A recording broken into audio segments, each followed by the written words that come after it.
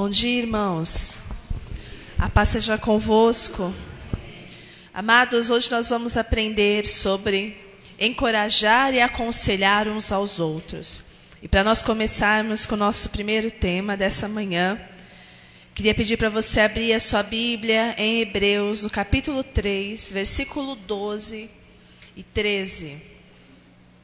Hebreus, capítulo 3, versículo 12 e 13, onde nós vamos ver sobre o encorajamento. O encorajamento, ele entra em algumas situações, e não são poucas as situações em que a gente precisa que alguém nos ajude, nos motive a continuarmos fazendo a coisa certa. Ele é diferente do aconselhamento nesse sentido. E é como se você olhasse para um irmão seu na igreja, ou você olhasse para um parente, um amigo seu, e percebesse que ele tem até uma boa vontade para fazer certas coisas, mas você olha para ele e vê que lhe falta algo. Vê muitas vezes que lhe falta coragem para fazer certas coisas, e você observa aquilo, e você deveria ser usado por Deus para olhar para aquela pessoa e falar para ela: continua esse caminho que você está certo, né? Não apenas falar como lamentando, falar, poxa, essa pessoa ela tem boa vontade, mas lhe falta um pouquinho mais de ousadia, né? Então ela está indo no caminho certo, mas está faltando uma certa motivação para ela. Então por que não você é o instrumento de Deus para motivar essa pessoa para fazer a coisa certa, para estar andando no caminho direito? E Hebreus 3, versículo 12, diz o seguinte, como a gente precisa de encorajamento. Cuidado, irmãos, para que nenhum de vocês tenha coração perverso e incrédulo. Encorajem-se uns aos outros todos os dias, durante o tempo que se chama hoje, e de modo que nenhum de vocês seja endurecido pelo engano do pecado. É interessante a gente olhar o contexto desse versículo aqui, porque ele está falando de encorajamento para a gente viver como cristãos nessa terra, para a gente viver como pessoas separadas, pessoas santas, pessoas que realmente têm um testemunho do Senhor. Porque coragem, em outras palavras, fala sobre dar encorajamento, fala sobre dar coragem, né? Encorajar, transmitir coragem, energia. O que seria coragem, né? Para a gente tentar traduzir no modo material, né? Palpável.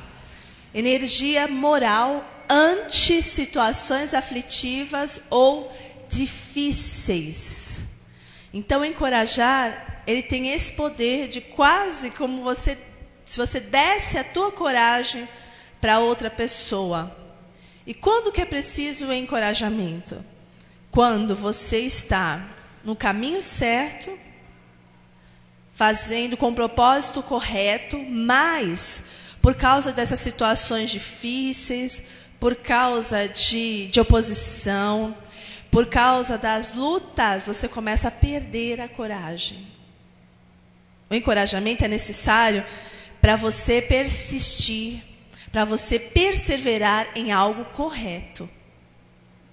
Então, isso é possível de acontecer, de você estar caminhando, estar indo bem, mas por causa das dificuldades você perde um pouco a coragem, né? Perde um pouco o ânimo. Sim, é normal. Isso pode acontecer com todos nós. Isso acontece com todos nós. Por isso que esse ministério de encorajamento, esse mandamento, é um ministério de edificação, onde ele vai ajudar a igreja, o corpo de Cristo, a se manter edificado. Então, transmita, você tem a capacidade de Deus em você de transmitir coragem para o seu irmão, né? Então, eu coloquei essa imagem aqui só para a gente analisar. Uma pista de atletismo, né? Para atletas, né? E onde um ali caiu, o outro veio para ajudar a levantar, encorajando. Vamos terminar, né? A gente veio aqui para correr, Então vamos terminar. Houve as dificuldades, mas vamos terminar. E eu fiquei olhando essa imagem e pensando, às vezes, quem encoraja não está perfeito, né? Não é perfeito. Então, eu só posso encorajar se eu estiver cheio de perfeição para fazer. Não. Às vezes você está tão imperfeito quanto o outro. Mas a sua atitude de espírito é que vai fazer a diferença. Eu não posso crer e achar que eu só posso ser útil para o meu irmão ou útil para a igreja se eu chegar num patamar de perfeição. Não, a gente está caminhando. E mesmo você, muitas vezes, ao quebrado por dentro, né, Deus te inspira e te lembra, e você sim, mesmo passando por lutas, mesmo doído, com muitos problemas, você pode sim ser uma mão para ajudar o outro a levantar. Então, transmita coragem. Isso é possível de acontecer, mesmo quando você acha que não está tendo condições para isso, né? Se você quiser cumprir esse mandamento, Deus te ajuda e você pode abençoar alguém. No mundo em que vivemos, e que este mundo é tão hostil à nossa fé em Jesus, porque tudo que acontece nesse mundo aqui, ele não nos ajuda a ter mais fé, irmãos. Ele não colabora conosco para a gente ser mais santo. Ao contrário, o mundo em que nós estamos, de passagem, ele nos é hostil. Então a gente precisa ter esse princípio que está lá em Hebreus que a gente leu, para nosso coração não se tornar perverso, não se tornar incrédulo. Neste mundão, onde nos oferece muitos obstáculos e lutas, a gente precisa de encorajamento, né? Onde a nossa fé aqui neste mundo é nossa fé em Cristo. Não muitas vezes o mundo nos faz ela ser hostil. É preciso ter coragem, não apenas para adorar a Deus, mas muito mais para nos levantarmos e seguir a Cristo. Eu li uma frase esses dias onde dizia assim: o covarde, até o covarde pode adorar a Deus, mas só o corajoso é que, depois de adorar a Deus, é que se levanta e segue a Deus. Que qualquer um pode chorar na presença do Senhor, falar que adora o Senhor, mas a coragem está no depois da adoração, no depois da oração, né? Nessa persistência para seguir a Cristo hoje, seguir a Cristo amanhã, seguir a Cristo depois, e renunciar às suas vontades, e perdoar, e procurar se manter santo neste mundo, e procurar não cair na falação dos outros, como muitas pessoas fazem, e procurar ser honesto e íntegro em todas as suas posturas, em toda a sua conduta. Isso é só para corajoso. Só. E por isso que é tão necessário para nós, né? Nós somos filhos do Senhor, somos servos do Senhor, somos soldados do Senhor também, fazemos parte do exército de Deus. Então, para a gente não atrapalhar ninguém na nossa caminhada, para a gente não se atrapalhar, para a gente não se auto-sabotar, nós precisamos de coragem, irmãos. Para mim, eu preciso de coragem para mim, para eu viver na presença do Senhor com integridade, e também eu preciso passar isso para o meu irmão. E meu irmão também deve fazer isso quando eu estiver perdendo a minha coragem. Encorajar tem uma tripla função. Como que eu vou transmitir coragem para o meu irmão, né? Então, no primeiro momento aqui, qual é essa característica? A primeira característica do encorajamento é exercer uma pressão positiva uns sobre os outros, no sentido de praticarmos os princípios da palavra. Então, o encorajamento, em alguns momentos, né, ele vai realmente confrontar. Mas confrontar para a pessoa fazer o bem. O encorajamento vai exercer uma pressão, sim. Mas é uma pressão boa, né? Onde ele vai te chacoalhar, onde ele vai mexer com você. Fala, vamos embora. Você está fazendo bem, mas vamos, se anima um pouco mais, né? Se esforça um pouco mais que Deus vai te abençoar. Então, é exercer uma pressão mesmo, positiva. Isso faz parte de uma primeira função uma primeira característica do encorajamento. A segunda é, como que eu posso estar encorajando? Animando-nos mutuamente por meio do que a Bíblia diz. Então não tem nada mais gostoso do que você falar com o seu irmão e ele retornar a você, mas falando sobre o que a palavra de Deus nos diz. Então, relembrando o irmão das promessas. Relembrando o irmão da fidelidade de Deus, da bondade de Deus que a gente vê na palavra do Senhor. Né? Usando os exemplos aqui, mostrando para ele que nenhuma, como está escrito na palavra, nenhuma das promessas do Senhor jamais caiu. Jamais falhou. Nunca aconteceu isso e nunca vai acontecer isso. De Deus chamar alguém, de Deus falar ao coração de alguém e essa pessoa retornar ao Senhor, confiando, se entregando a Deus, e depois essa pessoa fica desamparada, essa pessoa se perde. Não, jamais. Todos aqueles que confiam no Senhor, que olham para o seu rosto, nunca são confundidos, nunca serão confundidos. Então, você anima o teu irmão, você, tira ele daquele estado dele de prostração, muitas vezes, daquele estado de desânimo, de tristeza, de entrega, entregou os pontos para os problemas, e você vem e começa a animar a ele por intermédio do que a Bíblia diz. Isso encoraja. Uma terceira característica que também fala do encorajamento é a consolação. Consolando-vos uns aos outros por aplicarmos as verdades da palavra aos nossos problemas. Então, você não está mais apenas animando e lembrando a ele do que a Bíblia diz, mas agora você vai efetivamente ser um instrumento de Deus para consolar. Você vai ter lembrado ele da palavra, e agora vamos aplicar isso. Né? O que a palavra de Deus diz? Hoje você está entristecido, então a palavra de Deus diz para você orar. Então eu vou com você, vamos orar juntos.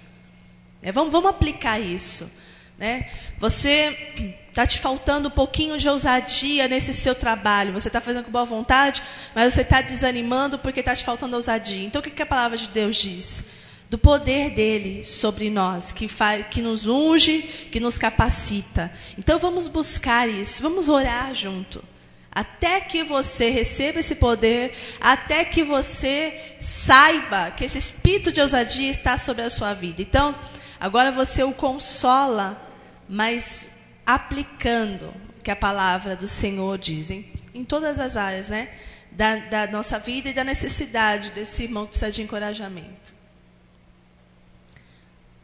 É a próxima. Algumas características do encorajamento. Todos nós precisamos ser encorajados, irmãos.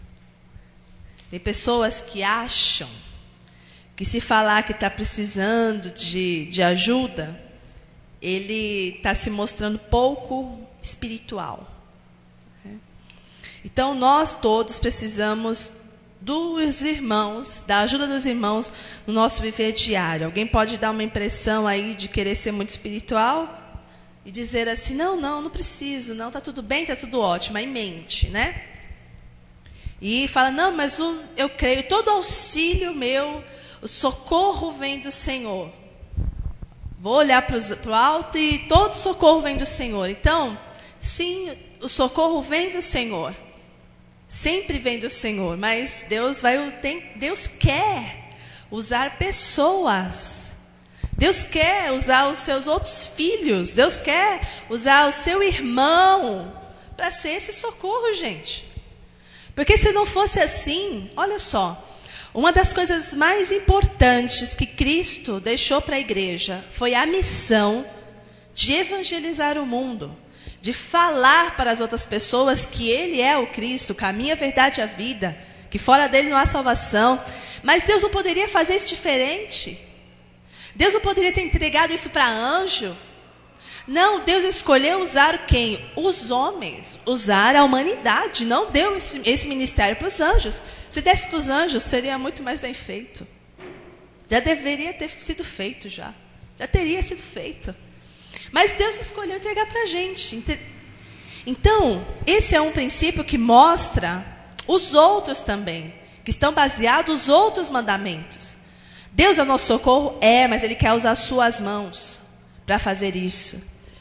Ninguém pode ver Deus, mas a gente pode ver o Senhor através de um irmão cheio do Espírito Santo.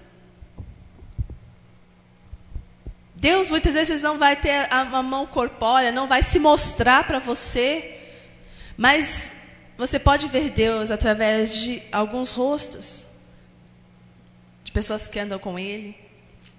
Você pode ouvir a voz de Deus através da voz de pessoas que são seus porta-vozes.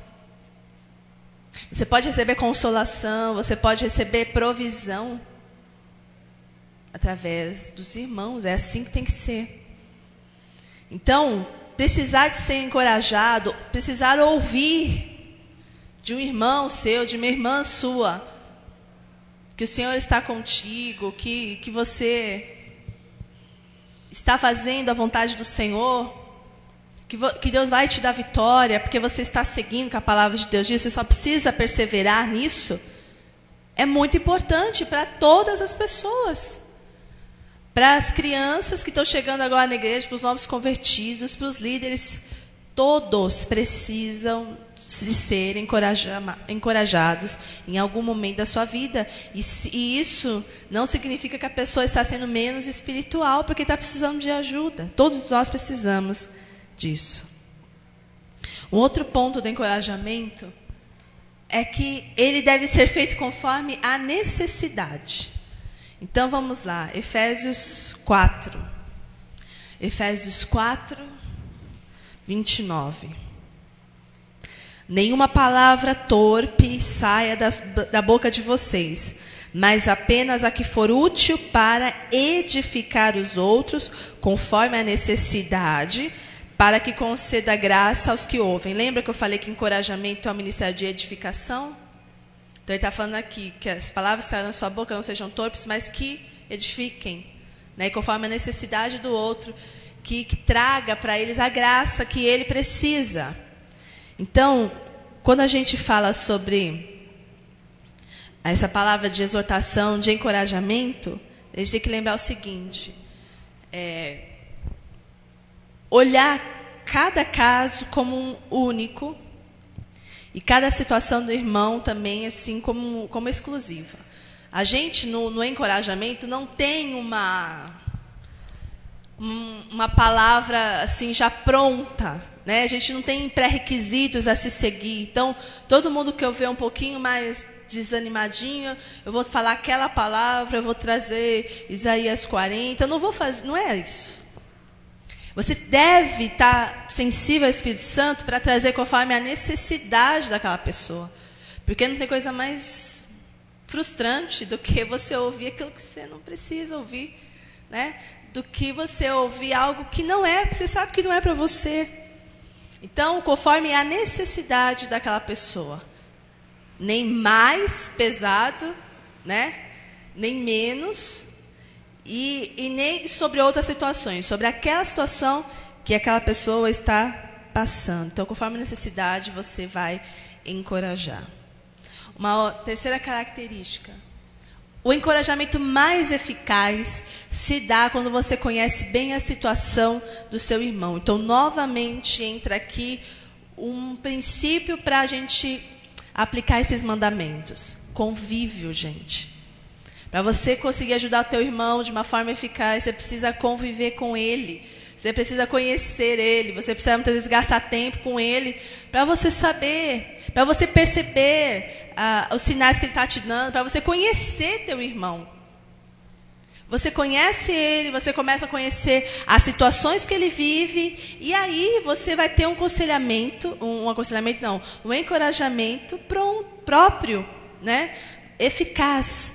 Então, como é que eu vou, sem conhecer as necessidades dele, como é que eu vou encorajar, se eu nem sei se ele está precisando, se ele não está precisando, se eu só dou a paz na entrada e a paz na saída, né? E tchau, e não vai funcionar.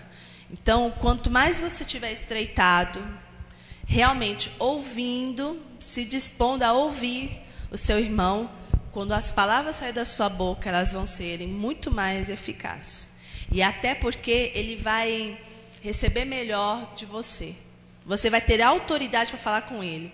Porque às vezes você não conhece a pessoa, ela não te deu essa intimidade, e você vai dar encorajamento. É diferente de uma pessoa que você sabe que te conhece, que parece que realmente se importa com você. Então, quando ela encoraja, você recebe muito melhor dessa pessoa.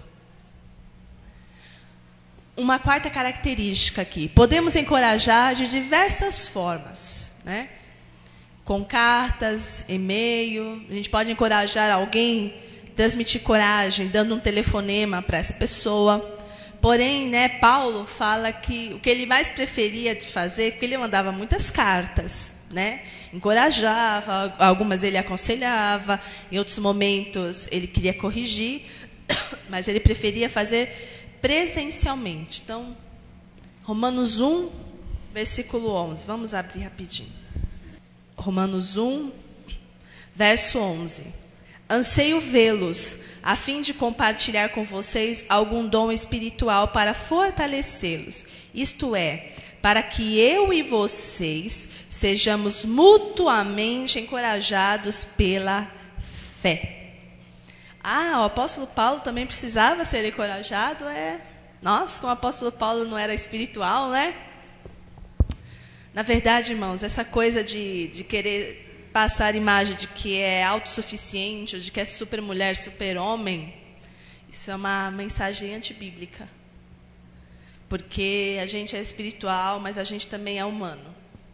Então, você querer passar algo que você só é espiritual, isso está errado. Porque não é verdade isso. A gente é um ser que precisa estar bem em todas as áreas da nossa vida. A gente não pode negligenciar a vida espiritual. A gente também não deve negligenciar a nossa vida social. Não devemos negligenciar nossos relacionamentos. Não devemos negligenciar a nossa vida física. Então, tudo tem que estar em perfeito equilíbrio. Então, tem vezes que as nossas emoções não estão bem. A gente tem que procurar sarar e não ignorar, né, os problemas. A gente tem que identificar e resolver. O outro assunto que nós vamos ver hoje é sobre aconselhar.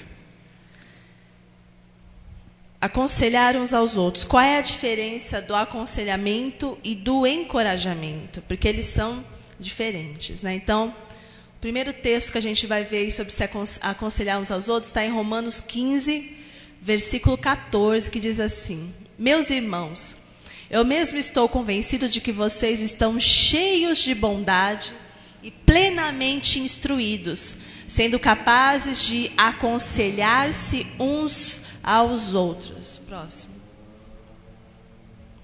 Aconselhar visa a correção, enquanto que o encorajamento, ele visa que você continue no caminho certo. Então, ele vai te transmitir ânimo, te transmitir coragem, para você continuar o trabalho que você começou. Você está certo, vai lá, você vai ter vitória, continua. Te dá aquela injeção, né, de ânimo. O aconselhamento é diferente. Ele vai procurar te corrigir. Então, você, querido irmão, está no caminho errado. Você não pode ir por esse caminho. Enquanto que o encorajamento falaria para você continuar no caminho certo, a correção está te advertindo a sair desse caminho e ir para o caminho certo. Então, o aconselhamento é o polo negativo da situação. Hein? Enquanto que o encorajamento é o polo positivo, né? Positivo e negativo, né? São os polos para passar eletricidade, passar bateria. Então, precisa dos dois, não é verdade? O encorajamento é o positivo. Legal. Agora, aconselhar, meu Deus, é mais difícil, mas é necessário para a coisa dar certo. Então, aconselhar visa a correção, no qual o cristão chama a atenção do outro pelo seu comportamento e ações, ou pela falha em alguma responsabilidade. Então, corrigir quanto a ações e omissões. Concomitantemente, ou seja, ao mesmo tempo que o aconselhador vai mostrar o erro, o aconselhador também vai trazer para ele orientações. Vai orientar, vai ajudar e animar o irmão a ajustar a sua vida dentro dos propósitos de Deus. Então, quem aconselha não aponta só o erro, não, hein?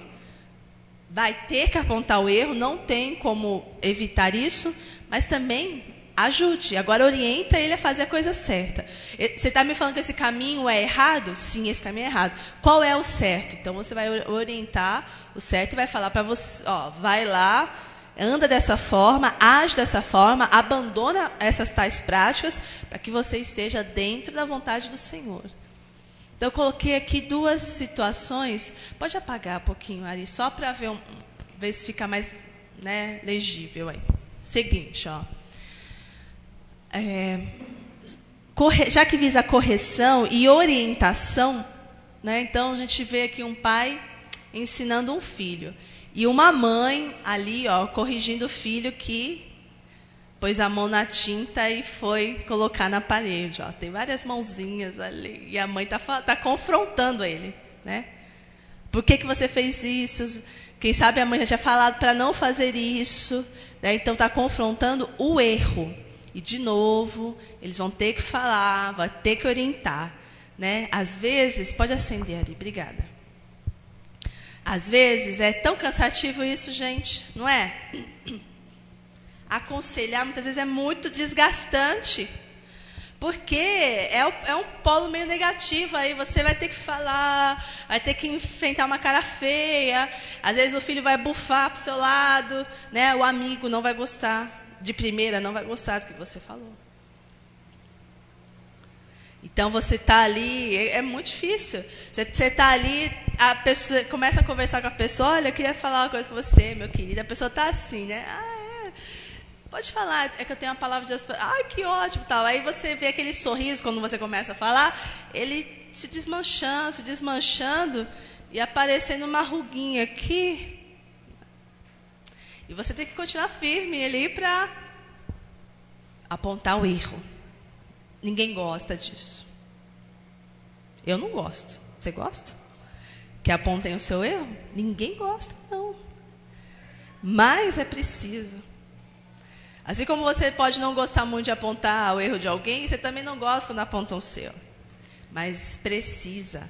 Nós, quando crianças, muitas vezes não fomos assim aconselhados e a gente não gostava, a gente reclamava.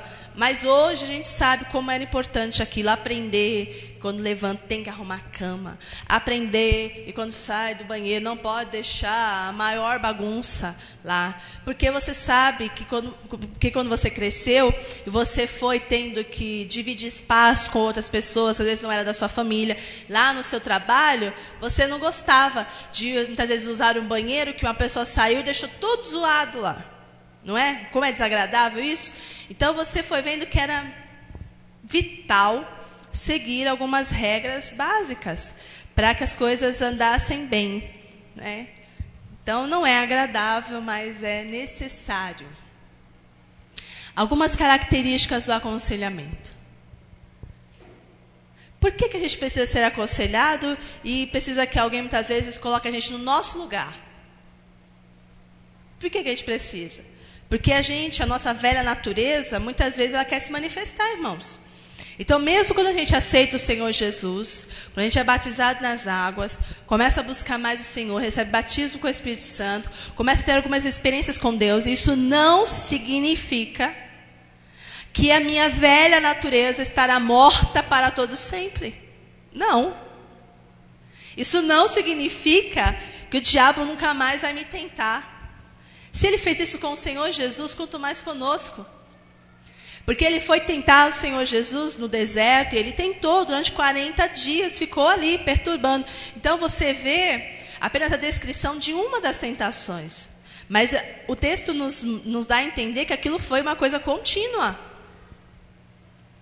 Então a palavra fala que quando Jesus vence o diabo no deserto, ali vence a tentação, a palavra de Deus diz que o diabo se ausentou do Senhor durante certo tempo. Então Jesus teve vitória sobre o diabo ali, mas o diabo ia tentar de novo. E acontece conosco também, nós temos vitória sobre ele.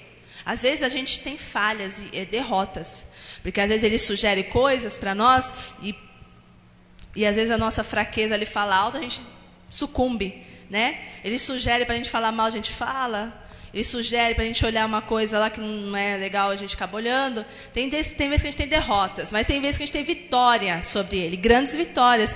Mas isso não significa que ele vai se dar por vencido e nunca mais vai nos tentar. Então, nós tivemos a maior vitória de todas, que foi ouvir a voz do Senhor, reconhecer a voz dele e nos entregar. Porque a gente poderia ser muito burro de não se entregar. Né? Fazer mau uso do nosso livre-arbítrio e não querer. Mas não, o amor do Senhor nos constrangiu, a gente entendeu, a gente se entregou. Grande vitória. Você já é vitorioso por causa disso. Mas não significa que não haverão diante de nós outros obstáculos. Não haverão outras dificuldades e outros ataques. Então a nossa velha natureza é algo que precisa ser dia a dia. A gente tem que tentar deixar ela mortinha da Silva ali. Porque ela morreu, morremos sepultados com Cristo. Mas a velha natureza, ela pode querer se manifestar assim. Porque ela continua aqui conosco. A gente não foi anulado, né? A gente foi salvo, tivemos outra chance. Mas o diabo continua aí. E a nossa humanidade também continua conosco. Então você precisa, sim, que por muitas vezes que alguém fale, olha, a velha natureza aí está dando sinal. Você não está percebendo muito bem isso, mas eu estou te falando. Então, quem é que pode falar que não precisa ser corrigido? É mentiroso. Porque peca, está falando que não peca, está mentindo. Então, por causa da nossa velha natureza que anda conosco, a gente precisa ser aconselhado a continuar no caminho correto. Segunda característica do aconselhamento. Algumas vezes precisamos do irmão para enxergarmos os nossos pecados, os nossos problemas e negligências. Não acontece isso às vezes, irmãos? A gente está tão no meio ali da tempestade que você não enxerga além. Você muitas vezes está tão envolvido com os seus problemas, às vezes você está tão desnorteado com os ataques que vieram de lá, de cá, do norte, do sul, de cima, de baixo, que você fica tonto, você fica confuso. E você não consegue enxergar com muita clareza, não. Nem consegue enxergar a situação com clareza, nem consegue enxergar as suas negligências próprias e nem seus pecados. Você está envolvido, você está sugestionado, você está fragilizado. E aí você começa a tomar, às vezes, uma decisão após a outra errada, e outra decisão errada, e um abismo vai puxando o outro. Então precisa ter alguém de fora, muitas vezes, para entender, para ver o todo, e chegar em você e falar assim, olha, cuidado, isso aqui está errado, você fez isso, mas por que eu fiz isso? Não, eu não fiz. Não, você fez sim. Não é verdade, irmãos, isso? A gente não é frágil nesses pontos? Você fala, graças a Deus que alguém lá veio me falar. Eu não estava percebendo. Você precisa de alguém de fora para isso. Como alguém que está dirigindo um carro, já está cansado e precisa ter aquelas, como chama na pista, aquelas tartaruguinhas lá, aqueles sinalizadores. Sonorizadores? Para você passar o carro ali e ele te fazer o carro trepidar e você, não é? Tem que ser uma coisa de fora para poder te alertar. Porque muitas vezes no meio do problema a gente não enxerga bem, não. Né? Nem os nossos pecados, nem nada. Então, aceite de bom grado o aconselhamento. Terceira característica. Lembre-se, ainda que o aconselhamento vise apontar o erro, para a correção, né? Esse trabalho é um trabalho de edificação, não é para você detonar o teu irmão, não.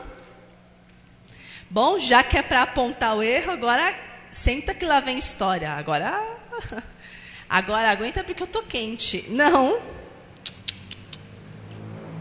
Se o cristão está sendo levado pelo pecado e se distanciar do Senhor e dos irmãos, a coisa mais amorosa que ele pode receber e mais edificante é que o irmão vá adverti-lo.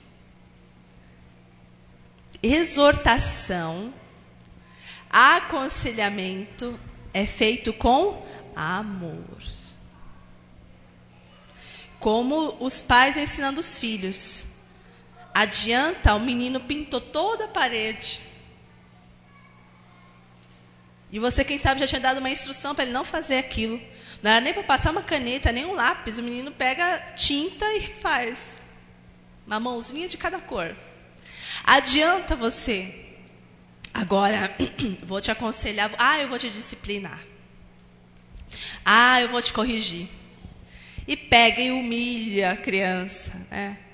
E xinga a criança. Quantos pais não xingam os filhos, irmãos? De cada nome, né? Seu isso, seu aquilo e tal.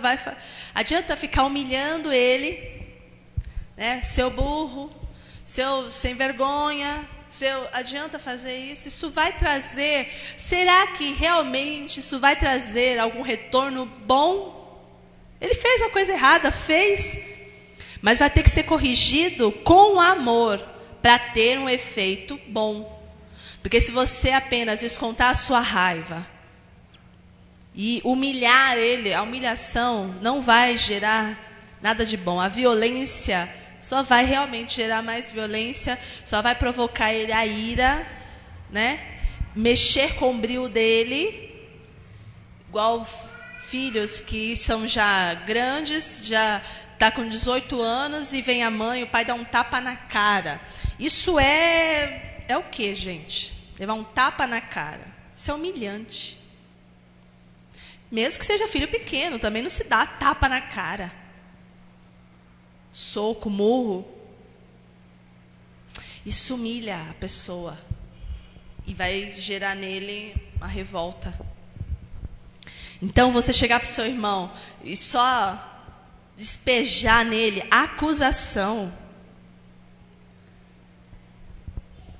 e, de certa forma, ofender, não vai edificar, não. Ao contrário, vai destruir. Se ele tinha um pouquinho de autoestima, acabou-se. Se ele tinha um pouquinho de, vou tentar resolver, não, aí ele vai ficar com raiva, quer saber de uma coisa? Vou voltar para essa igreja com esse irmão aí que está me humilhando, que está acabando comigo, aí que ele não vai querer mesmo, aí que ele vai se afastar completamente. Então lembre, aponte o erro, mas com amor, visando a edificação e visando correção e não revolta. Quarta característica do aconselhamento. Aquele que aconselha deve trazer a conduta e princípios apresentados na palavra, pois a palavra que é a base do aconselhamento. Não adianta nada eu te aconselhar, apontar o seu erro, com base no que eu acho, com base nas minhas experiências, com base no meu achômetro. Não. A base do aconselhamento tem que ser a palavra de Deus. Então você não vai falar, olha, fulano de tal, muda seu comportamento que o pastor não vai gostar, hein? Você para com isso, porque se o pastor souber, ele vai acabar com você. Calma aí. Não é isso que a palavra de Deus diz. Não é esse o propósito de aconselhar. Ô irmão, se comporta, deixa essas práticas aí, porque senão você vai por um caminho, muitas vezes, sem volta. Se converta, se entregue completamente ao Senhor, porque senão você, em vez de ser casa de Deus, acabar se tornando uma casa do inimigo. Então, cuidado com isso. Isso é perigoso. Essa tua conduta é séria. Que a palavra de Deus diz isso, isso, isso e isso. Então, para aconselhar, o razoável, irmãos, é que o aconselhador conheça a palavra, né? Conheça a conduta que nós devemos seguir, porque ele mesmo deve ser uma pessoa que vive isso, ou procura viver isso. Então, nunca vai querer apontar o erro do outro se você não tem autoridade para isso, se você vai falar com base no que você acha. A palavra de Deus é que é a base para todo aconselhamento, e é ela que é o parâmetro. E é nela que nós devemos nos aprumar, nos espelhar, não no que você acha que deve ser falado. Quinta característica do aconselhamento. O aconselhamento pode acontecer em particular ou em reuniões de cristãos, de acordo com a natureza e a extensão do problema. Falei para vocês que aconselhamento visa corrigir o erro. Às vezes o erro de acaba por contaminar e por, né, na palavra certa não é contaminar, mas por envolver várias pessoas. Às vezes o erro de está envolvendo todo um grupo na igreja. Então adianta corrigir essa pessoa sozinho? Não. O aconselhamento ele pode ser em particular, mas dependendo da natureza do problema, da extensão do problema, ele vai ter que ser aberto. A igreja todinha vai ter que saber. E é muitas vezes isso que alguns cristãos detestam, né? Que ficam bravos quando os pastores fazem isso. Mas dependendo do que falou, falou em público. Do que fez em público. Então não adianta. O outro já está em dúvida, ele lançou uma semente de dúvida, ele falou uma coisa que não devia, ele falou mal não só do pastor, mas da igreja. Então, quando ele for aconselhado, vai ser diante de todo mundo. Então, pense muito bem no que está fazendo. Porque tem gente que comete alguns pecados e depois que acoberte, que fique na moita. Mas se esse teu pecado influenciou outras pessoas, não vai ter jeito. Vai ter que ser exposto, sim. E isso não é antibíblico, tá? É assim que vai ser resolvido. Agora, quando é algo assim particular, quando você está observando alguma coisa ali estranha com aquele irmão, aí você não pode ficar colocando em público, porque aí é fofoca, né? Está afetando só ele. Então você vai falar com ele individualmente. Aconselhar ele face a face, sozinhos. Mas caso contrário, se tem outras pessoas envolvidas, aí todo mundo vai ter que participar da reunião não da inquisição, mas da reunião, da purificação, da resolução. Aí, né, fazer o quê? Se chegou a esse ponto? Atitudes corretas de quem aconselha. Algumas vezes o aconselhamento vai ser feito com lágrimas. Atos 20, 31. Atos 20, 31. Sabe, irmãos, vou dar só um parênteses aqui. Sobre você ter muito cuidado com a tua vida pública. Você já entendeu, né, que como crente você não tem vida privada. Você já entendeu isso, entendeu já? Que a tua vida é pública ou não? Que tem muito crente que quer ter vida privada. E não tem jeito. Né? Tem um exemplo clássico disso, do que não é. Quando Cristo entra na sua vida, Ele quer fazer a obra, não fica essa obra escondida. Quando o Senhor falou para o profeta, para o sacerdote, na verdade, Zacarias, o pai de João Batista, né, que eles iam ter um filho, que a esposa dele ia engravidar, e o Zacarias e a Isabel já eram avançados em idade. A palavra fala que eles eram pessoas assim maravilhosas, né? Eles eram tementes a Deus, eles eram irrepreensíveis, eles eram sacerdote, mas eles não tinham filhos. E aí, quando eles estão avançados em idade, e o Zacarias está lá oferecendo o serviço dele ao Senhor na tenda, um anjo aparece para ele e fala: você e tua esposa vão ter um filho. E aí ele acaba meio que duvidando, né? Fala, não pode ser assim. Então, por ele ter confessado isso com a boca dele, que Deus não poderia fazer isso, o anjo fala, então você vai ficar mudinho, porque você não creu. Então, ele vai chegar na casa, vai voltar para a casa dele, e vai dar a entender para Isabel, mas não vai nem conseguir falar, né? O que ele tinha visto, como tinha sido, e as coisas vão acontecendo, e ela engravida. Interessante que ela se esconde por um tempo em casa. Olha que coisa, né?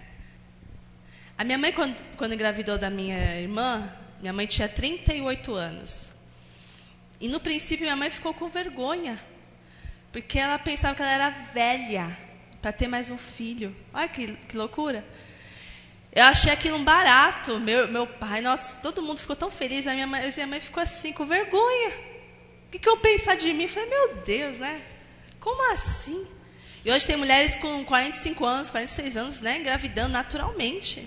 Aí eu falei para minha mãe, você está vendo, mãe? A senhora com 38 anos achando que estava velha?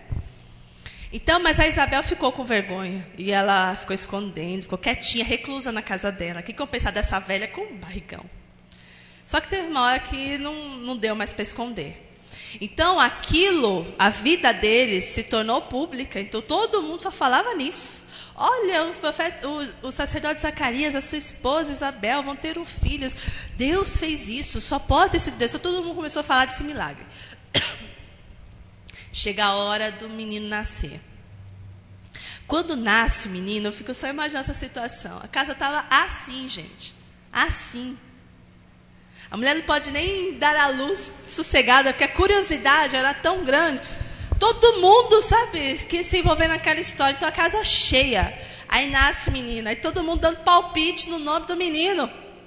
Não é assim que acontece? Com as parentadas, com os amigos, tudo.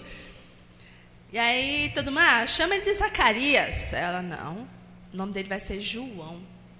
Que João? Que nome é esse? Mas na sua família não tem ninguém com esse nome, João?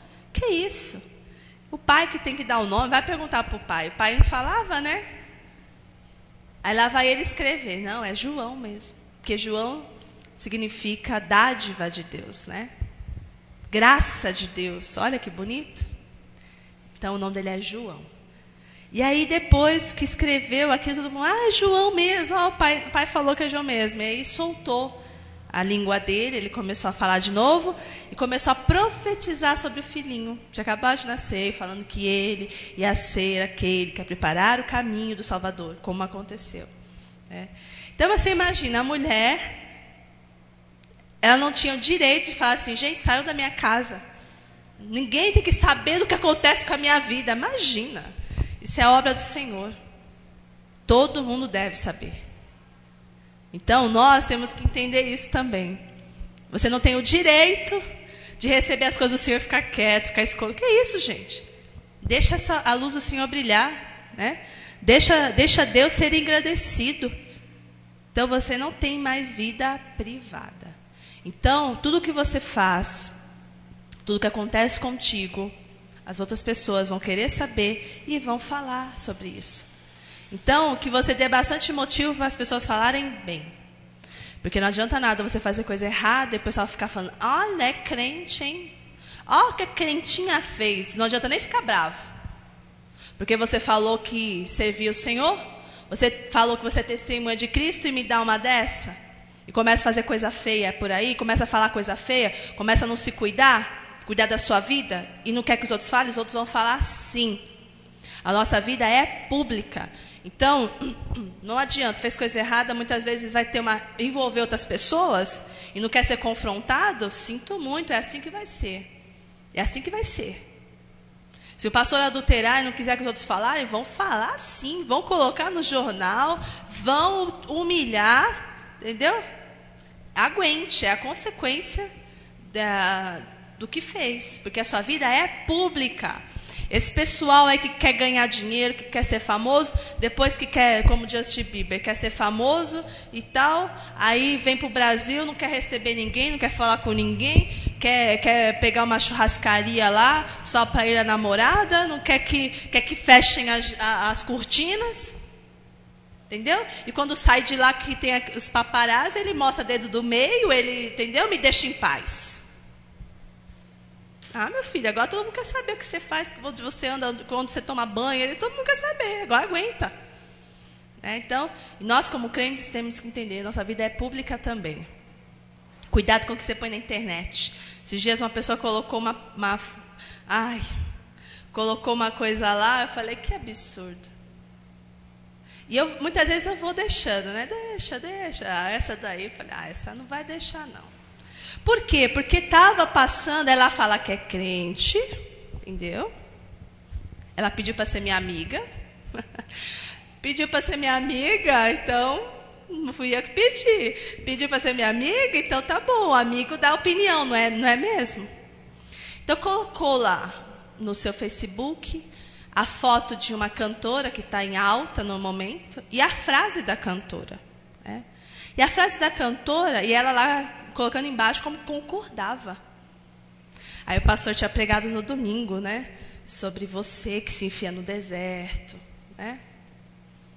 Deus já te tirou da humilhação, da vergonha, mas você sofre ainda porque você que quer ficar no deserto. E a frase lá, eu falei, tá coçando. Aí eu coloquei lá. A frase é, deixa eu lembrar aqui. Ninguém cuida de mim tão bem quanto eu mesma. A frase da cantora, que por sinal está fazendo muito sucesso, canta muito bem, só que ela tem síndrome do pânico. Ela vai, toda vez que ela cantar, é aquela multidão, aqueles anfiteatros lotados, e ela tem síndrome do pânico. Quem tem síndrome do pânico não gosta de multidão, não é verdade? Ver multidão apavora. Então, o que ela fica fazendo no camarim para ela melhorar isso daí? Ela fica lá se enchendo de maquiagem, e aí os cabeleireiros ficam arrumando o cabelo dela 1000 vezes, para ela esquecendo que ela vai enfrentar uma multidão. E ela diz, ninguém cuida de mim tão bem quanto eu mesma. Falei, que grande ilusão. Eu ia colocar, que grande mentira. Eu falei, não, deixa eu... Com calma, que grande ilusão. Pois a pessoa que cuida melhor da gente, que mais nos conhece, chama-se Jesus Cristo. E nós, por tomar decisões erradas, não cuidamos de nós e nós nos mandamos para o deserto. A irmãzinha apagou meu comentário. Apagou. Não apagou o comentário da fulana, da mentira. Mas apagou. Então, aí eu fico assim, quer achar ruim? Não acha não, porque você publicou. Você colocou lá para domínio público, todo mundo lê. Então, quando você coloca alguma coisa na internet, quando você fala, já era, meu filho. Você está dando autoridade para todo mundo falar também. Ah, você publicou isso? Então tá bom, então eu tenho autoridade para também dar o meu comentário. Então, cuidado com isso. Eu não gosto de indireta no Facebook. Não, é direta mesmo. Lá. Entendeu? Fala o que quer, vai ouvir o que não quer. Vai postar foto de biquíni no Facebook? Sua vida é pública. Vai postar foto lá com língua de fora, mandando beicinho, mandando... Vão falar, vai ter comentários. Cuidado com o que você faz. Cuidado. Que sua vida é pública e não ache ruim não de ser chamada a atenção. Algumas vezes o aconselhamento acontece com lágrimas. Vamos lá. Atos 20, versículo 31. Por isso vigiem. Lembre-se de que durante 3 anos jamais cessei de advertir cada um de vocês disso, noite e dia com lágrimas. Paulo aqui aconselhando, corrigindo a igreja, ele falando, olha, muitas vezes me dói, viu? Me dói ter que falar isso para vocês. É muito difícil para mim. Mas mesmo que seja com lágrimas, eu preciso falar para vocês isso. Né? Então, muitas vezes o aconselhamento vai acontecer assim também. O aconselhamento tem que acontecer também com uma preocupação fraterna. 2 Tessalonicenses 3. 2 Tessalonicenses, capítulo 3, versículo 15. Versículo 14, melhor. Ó. Se alguém desobedecer ao que dizemos nesta carta, marquem-no e não se associem com ele para que se sinta envergonhado. Contudo, não o considerem como inimigo, mas chamem a atenção dele como irmão. Quando você for apontar o erro do seu irmão, muitas vezes você vai ter que ter atitudes que aparentemente vai ser muito duro para ele no início, mas lembra, você não está fazendo isso para acabar com a vida dele. Faça isso se preocupando com a restauração do teu irmão. Não olhe para ele como se ele fosse um lixo, um nada, onde que ele tem que ouvir tudo que você tem para dizer, mas com ofensa, com humilhação. Ele não é um lixo, ele não é um traste, ele é o teu irmão. Então tenta fazer isso com todo o amor que você puder, para que o seu irmão seja restaurado. Terceira atitude correta que a gente tem que ter quando vai aconselhar: humildade, gente. Atos 20, 19. Atos 20, 19. Servi ao Senhor com toda humildade e com lágrimas, sendo severamente provado pelas conspirações dos judeus. E Gálatas 6, 1. Irmãos, se alguém for surpreendido em algum pecado, vocês, que são espirituais, deverão restaurá-lo com mansidão. Cuide-se, porém, cada um, para que também não seja tentado. Vai restaurar o seu irmão? O teu estado de espírito é importante. Quando você for aconselhar alguém. Você não pode querer aconselhar alguém você estando nervoso também. Já pensou? Você estando bravo com o irmão, você já chega. Não pode. Então você tem que tentar ali, Espírito Santo me ajuda, me restabelece. Às vezes você vai ter segundos para isso. Porque a sua atitude com ele, com ela, tem que ser de mansidão. Tem que ser com humildade. Não vindo de cima já arrebentando. Não, se colocando no mesmo patamar que ele ali, falando frente a frente, com calma, com tranquilidade, sem ofender, sem maltratar. Com humildade, sabendo que você também pode cair numa dessa, hein? Não acho que você é superior, não. Não trate ele como inferior e você como superior. Não. Se põe a ele alerta você. Vai com mansidão para restaurá-lo e cuidado aí para que você não caia na mesma. Então, ele lembra da nossa condição. Ninguém é melhor que ninguém, não. Todos nós somos suscetíveis. Quarta atitude que a gente tem que ter para aconselhar. Sem intenção de envergonhar a pessoa. 1 Coríntios 4. Tem gente que muitas vezes age muito mal. E com a veste de aconselhamento, aconselhador, está querendo, na verdade, humilhar a pessoa. Isso é muito maligno. Então, nossa atitude nunca pode ser de provocar humilhação ou vergonha na pessoa. 1 Coríntios 4, versículo 14. Lembra que essa primeira carta de Corinto, irmãos, era uma carta de aconselhamento, tá? Era uma carta de correção, onde o apóstolo estava apontando erros graves aqui, muito graves. E aí ele fala isso no versículo 14, o seguinte, ó: não estou tentando envergonhá-los ao escrever essas coisas, mas procuro adverti-los, como a meus filhos amados. Tá? Então o povo estava fazendo coisas horrorosas quanto à imoralidade sexual. Meu Deus, na hora da ceia era uma confusão, uma bagunça, estava uma vergonha. Então ele foi apontando isso, mas falando para eles: eu não quero envergonhar, não quero ficar humilhando vocês, não. Meu propósito não é esse. Meu propósito é de adverti-los, para restaurá-los, como filhos amados. Porque o Senhor corrige, não é, irmãos, a quem Ele ama? Ele não corrige os seus filhinhos? Então, é com este propósito. Exercícios espirituais, irmãos. Marque aí para você fazer, para lembrar durante a semana. Entendi que precisa encorajar alguém. Quem é que você sabe que precisa encorajar? Que você está vendo que está sem ânimo, pessoa está sem coragem para fazer o que é correto. Não está conseguindo cumprir, terminar a missão que Deus deu.